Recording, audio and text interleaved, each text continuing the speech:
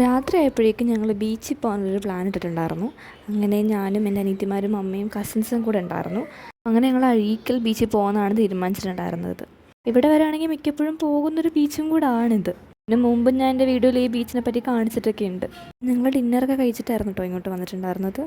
ഇവിടെ എത്തിയപ്പോഴേക്കും കുറച്ച് ലേറ്റ് ആയിട്ടുണ്ടായിരുന്നു. എന്നിട്ട് ഇവിടെ ആൾക്കാരൊക്കെ അത്യാവശ്യം ഉണ്ടായിരുന്നു.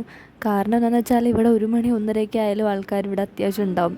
അത്യാവശ്യം തിരക്കും കാര്യങ്ങളൊക്കെ എപ്പോഴും ഇവിടെ ഉണ്ടാവാറുണ്ട്. അപ്പോൾ പിന്നെ ഞങ്ങൾ അങ്ങ് വന്നിട്ട് ബീച്ചിൻ്റെ ഒരു സൈഡിലായിട്ട് ഇരുന്നിട്ടുണ്ടായിരുന്നു. പിന്നെ കസിൻസ് എല്ലാവരും ഉണ്ടായിരുന്നത് കൊണ്ട് തന്നെ ഞങ്ങളെല്ലാവരും കൂട്ടിരുന്ന് വർത്താനവും കാര്യങ്ങളൊക്കെ ആയിരുന്നു.